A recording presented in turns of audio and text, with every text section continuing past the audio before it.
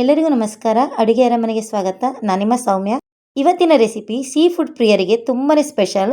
ಕಡಿಮೆ ಸಮಯದಲ್ಲಿ ಸುಲಭವಾಗಿ ಮನೆಯಲ್ಲಿ ಮಾಡ್ಬೋದಂತಹ ರುಚಿಕರವಾದ ಫ್ರಾನ್ ಮಸಾಲನ ಯಾವ ರೀತಿ ಮಾಡೋದು ಅಂತ ತೋರಿಸ್ತಾ ಇದ್ದೀನಿ. ಈ ರೆಸಿಪಿ ತುಂಬಾ ಈಸಿಯಾಗಿ ಮಾಡ್ಕೊಳ್ಬೋದು. ಹಾಗೆ ಇದನ್ನು ಚಪಾತಿ, ದೋಸೆ, ಅನ್ನ, ಇಡ್ಲಿ, ರಾಗಿ ಮುದ್ದೆ ಎಲ್ಲದಕ್ಕೂ ಒಂದು ಒಳ್ಳೆ ಕಾಂಬಿನೇಷನ್ ಅಂತ ಹೇಳ್ಬೋದು. ತುಂಬಾ ಸಿಂಪಲ್ ಆಗಿ ಮನೆಯಲ್ಲೇ ಹೋಟೆಲ್ ಸ್ಟೈಲಲ್ಲಿ ಯಾವ ರೀತಿ ಮಾಡೋದು ಅಂತ ತೋರಿಸ್ತಾ ಇದ್ದೀನಿ. ನಾನಿವತ್ತು ಅರ್ಧ ಕೆಜಿ ಆಗೋಷ್ಟು ಫ್ರಾನ್ನ ತೊಗೊಂಡಿದ್ದೀನಿ. ನೀಟಾಗಿ ಕ್ಲೀನ್ ಮಾಡ್ಕೊಂಡಿದ್ದೀನಿ. ಇದಕ್ಕೆ ಸ್ವಲ್ಪ ಉಪ್ಪು, ಅರಿಶಿನ ಪುಡಿ ಮತ್ತು ಸ್ವಲ್ಪ ಖಾರದ ಪುಡಿ ಹಾಕಿ ಒಂದು ಅರ್ಧ ಗಂಟೆ ಮ್ಯಾರಿನೇಟ್ ಮಾಡಿ ಇಟ್ಕೊಂಡಿದ್ದೀನಿ. ಈ ರೀತಿ ನೀವು ಮ್ಯಾರಿನೇಟ್ ಮಾಡ್ಕೊಳ್ಳೋದ್ರಿಂದ ಉಪ್ಪು ಖಾರ ಎಲ್ಲ ನೀಟಾಗಿ ಎಳ್ಕೊಳ್ಳುತ್ತೆ.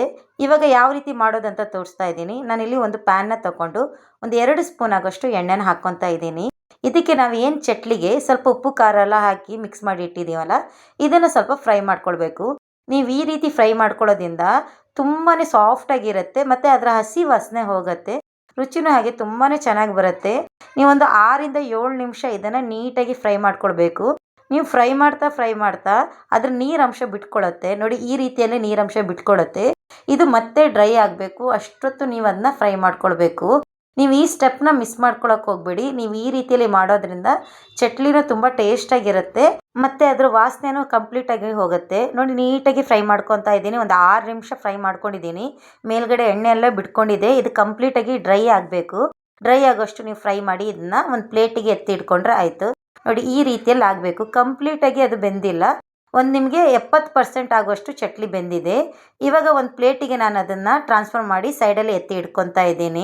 ನೀವು ಈ ರೀತಿಯಲ್ಲಿ ಚಟ್ಲಿನ ಫ್ರೈ ಮಾಡಿಕೊಂಡು ಅಡುಗೆ ಮಾಡೋದ್ರಿಂದ ರುಚಿ ತುಂಬ ಚೆನ್ನಾಗಿರುತ್ತೆ. ಇವಾಗ ಇದನ್ನು ಸೈಡಲ್ಲಿ ಇಟ್ಕೊಂಡು ಇನ್ನೊಂದು ಪ್ಯಾನ್ನ ತೊಗೊತಾ ಇದ್ದೀನಿ. ಪ್ಯಾನ್ ಸ್ವಲ್ಪ ಬಿಸಿ ಆದಮೇಲೆ ನಾನಿಲ್ಲಿ ಒಂದು 3 ಸ್ಪೂನ್ ಆಗೋಷ್ಟು ಎಣ್ಣೆನ ಹಾಕ್ಕೊತಾ ಇದ್ದೀನಿ. ಹಾಗೆ ಒಂದು 2 ಈರುಳ್ಳಿನ ಸಣ್ಣಕ್ಕೆ ಕಟ್ ಮಾಡಿ ಹಾಕ್ಕೊತಾ ಇದ್ದೀನಿ. ನಿಮಗೆ ಇನ್ನೂ ಮಸಾಲ ಬೇಕಂತ ಅನಿಸಿದರೆ ಇನ್ನೊಂದು ಈರುಳ್ಳಿನ ಎಕ್ಸ್ಟ್ರಾ ಹಾಕ್ಕೊಳ್ಬೋದು. ನಾನಿಲ್ಲಿ 2 ಈರುಳ್ಳಿನ ಹಾಕ್ಕೊಂಡಿದ್ದೀನಿ. ಹಾಗೆ ಒಂದು 2 ಮೆಣಸನ್ನು ಈ ರೀತಿಯಲ್ಲಿ ಕಟ್ ಮಾಡಿ ಹಾಕ್ಕೊಂಡಿದ್ದೀನಿ.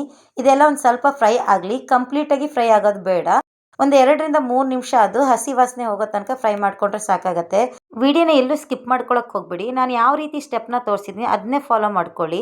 ಸೇಮ್ ನಿಮಗೆ ರೆಸ್ಟೋರೆಂಟ್ಸ್ಗಳಲ್ಲಿ ಯಾವ ರೀತಿಯಲ್ಲಿ ಫ್ರಾನ್ ಕರಿ ಸಿಗುತ್ತೆ ಸೇಮ್ ಅದೇ ರೆಸಿಪಿನ ನಾನಿಲ್ಲಿ ಮಾಡ್ತಾ ಇರೋದು. ಹಾಗಾಗಿ ನೀವು ಕರೆಕ್ಟಾಗಿ ಸ್ಟೆಪ್ನ ಫಾಲೋ ಮಾಡ್ಕೊಳ್ಳಿ. ಇವಾಗ ನಾನು ಸ್ವಲ್ಪ ಕರ್ಬೇವಿನ ಸೊಪ್ಪನ್ನ ಹಾಕ್ಕೊಂಡಿದ್ದೀನಿ. ಕರ್ಬೇವಿನ ಸೊಪ್ಪನ್ನ ಹಾಕ್ಕೊಂಡು ಸ್ವಲ್ಪ ಅದನ್ನ ಫ್ರೈ ಮಾಡ್ಕೊತೀನಿ. ನೆಕ್ಸ್ಟು ನಾನು ಅದಕ್ಕೆ 1 ಸ್ಪೂನ್ ಆಗೋಷ್ಟು ಶುಂಠಿ ಬೆಳ್ಳುಳ್ಳಿ ಪೇಸ್ಟ್ನ ಹಾಕ್ಕೊತೀನಿ. ನಿಮ್ಮ ಹತ್ರ ಶುಂಠಿ ಬೆಳ್ಳುಳ್ಳಿ ಪೇಸ್ಟ್ ಇಲ್ಲ ಅಂದರೆ ಸ್ವಲ್ಪ ಶುಂಠಿ ಮತ್ತು ಬೆಳ್ಳುಳ್ಳಿನ ಸಣ್ಣಕ್ಕೆ ಜಜ್ಜಿ ಹಾಕಿದರೂ ಪರವಾಗಿಲ್ಲ. ನೋಡಿ ಇದನ್ನೆಲ್ಲ ನೀಟಾಗಿ ಫ್ರೈ ಮಾಡಿಕೊಂಡು ಟೊಮೊಟೊನ ಹಾಕ್ಕೊತಾ ಇದ್ದೀನಿ.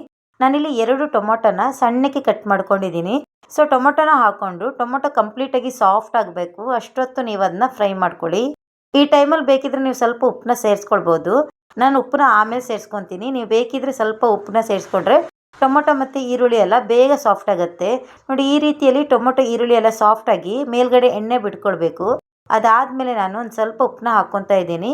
ಹಾಗೆ 1.5 ಸ್ಪೂನ್ ಆಗೋಷ್ಟು ಖಾರನ ಹಾಕ್ಕೊತಾ ಇದ್ದೀನಿ. ನಿಮ್ಗೆ ಎಷ್ಟು ಖಾರ ಬೇಕು ಅಂತ ನೋಡಿಕೊಂಡು ಖಾರನ ಹಾಕ್ಕೊಳ್ಳಿ. ನಾನಿಲ್ಲಿ 1.5 ಸ್ಪೂನ್ ಆಗೋಷ್ಟು ಖಾರನ ಹಾಕ್ಕೊಂಡಿದ್ದೀನಿ. ಹಾಗೆ 1 ಸ್ಪೂನ್ ಧನಿಯಾ ಪುಡಿನ ಹಾಕ್ಕೊತಾ ಇದ್ದೀನಿ. 1 ಸ್ಪೂನು ಜೀರಿಗೆ ಪುಡಿನ ಹಾಕ್ಕೊತಾ ಇದ್ದೀನಿ. ಅರ್ಧ ಸ್ಪೂನ್ ಆಗೋಷ್ಟು ಗರಂ ಮಸಾಲನ ಹಾಕ್ಕೊಂಡಿದ್ದೀನಿ. ಹಾಗೆ 1 ಚಿಟಿಕೆ ಆಗೋಷ್ಟು ನಾನು ಅರಿಶಿನ ಪುಡಿನ ಹಾಕ್ಕೊಂಡಿದ್ದೀನಿ. ನಾನಿಲ್ಲಿ ಅರಿಶಿನ ಪುಡಿನ ಜಾಸ್ತಿ ಹಾಕ್ಕೊಳಕ್ಕೆ ಹೋಗಲ್ಲ. ಯಾಕಂದರೆ ನಾನು ಆಲ್ರೆಡಿ ಚಟ್ಲಿಗೆ ಉಪ್ಪು, ಖಾರದ ಪುಡಿ ಮತ್ತು ಅರಿಶಿನ ಪುಡಿನ ಹಾಕಿಬಿಟ್ಟು ಒಂದು ಅರ್ಧ ಗಂಟೆ ಮ್ಯಾಗ್ನೇಟ್ ಮಾಡಿ ಇಟ್ಟಿದ್ದೆ. ಹಾಗಾಗಿ ಇಲ್ಲಿ ನಾನು ಅರಿಶಿನ ಪುಡಿನ ಸೇರಿಸ್ಕೊಳ್ಳಲ್ಲ.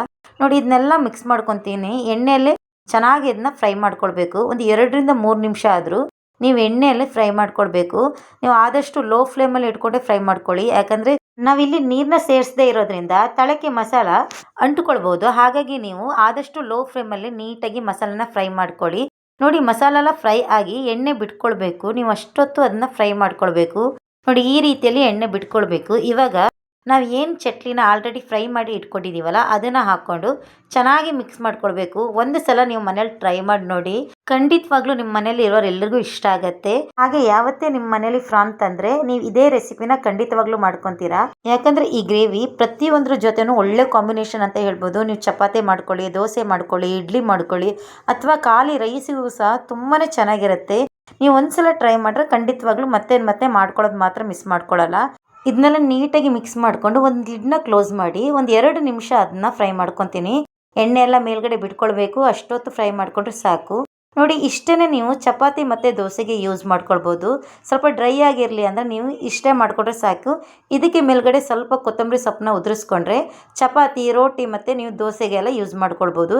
ಇಲ್ಲ ಸ್ವಲ್ಪ ಗ್ರೇವಿನಾಗಿ ಮಾಡ್ಕೊತೀವಿ ಅಂತ ಇದ್ದರೆ ಸ್ವಲ್ಪ ನೀರನ್ನ ಹಾಕ್ಕೊಂಡು ಸ್ವಲ್ಪ ಗ್ರೇವಿಗೆ ಮಾಡ್ಕೊಳ್ಳಿ. ಅದು ನಿಮಗೆ ಅನ್ನ ಮತ್ತು ಇಡ್ಲಿಗೆಲ್ಲ ತುಂಬ ಚೆನ್ನಾಗಾಗತ್ತೆ. ನಾನು ಇವತ್ತು ಅನ್ನದ ಜೊತೆ ಮಾಡ್ಕೊಳ್ಳೋದ್ರಿಂದ ಸ್ವಲ್ಪ ನೀರನ್ನ ಹಾಕ್ಕೊಂಡಿದ್ದೀನಿ.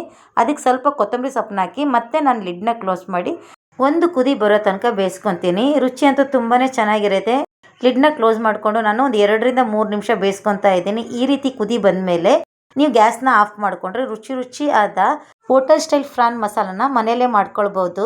ರುಚಿ ಅಂತೂ ತುಂಬಾ ಚೆನ್ನಾಗಿರುತ್ತೆ. ಘಮನೂ ಹಾಗೆ ತುಂಬ ಚೆನ್ನಾಗಿದೆ. ಇವತ್ತೇ ನೀವು ಮನೇಲಿ ಟ್ರೈ ಮಾಡಿ ನೋಡಿ ಹೇಗೆ ಬಂದಿದೆ ಅಂತ ನನಗೆ ಕಮೆಂಟ್ ಮೂಲಕ ತಿಳಿಸೋದು ಮಾತ್ರ ಮರಿಬೇಡಿ. ಹಾಗೆ ಇನ್ನೂ ನನ್ನ ಚಾನಲ್ನ ಯಾರು ಸಬ್ಸ್ಕ್ರೈಬ್ ಮಾಡ್ಕೊಂಡಿಲ್ಲ ದಯವಿಟ್ಟು ಸಬ್ಸ್ಕ್ರೈಬ್ ಮಾಡ್ಕೊಳ್ಳಿ. ಅಲ್ಲೇ ಇರೋ ಬೆಲ್ ಐಕಾನ್ನ ಪ್ರೆಸ್ ಮಾಡಿ. ಇದರಿಂದ ನಾನು ಮಾಡೋ ಪ್ರತಿಯೊಂದು ವೀಡಿಯೋನೂ ನಿಮಗೆ ನೋಟಿಫಿಕೇಷನ್ ಮೂಲಕ ಸಿಗುತ್ತೆ. ಹಾಗಾಗಿ ನನ್ನ ಪ್ರತಿಯೊಂದು ವೀಡಿಯೋನು ನೀವು ಮಿಸ್ ಮಾಡದೆ ನೋಡ್ಕೊಳ್ಬೋದು. ಇನ್ನಷ್ಟು ವೀಡಿಯೋಗಳಿಗಾಗಿ ಅಡುಗೆ ಅರಮನೆನ ಫಾಲೋ ಮಾಡ್ತಾ ಇರಿ. ವಿಡಿಯೋ ನೋಡಿದ್ದಕ್ಕಾಗಿ ಧನ್ಯವಾದಗಳು.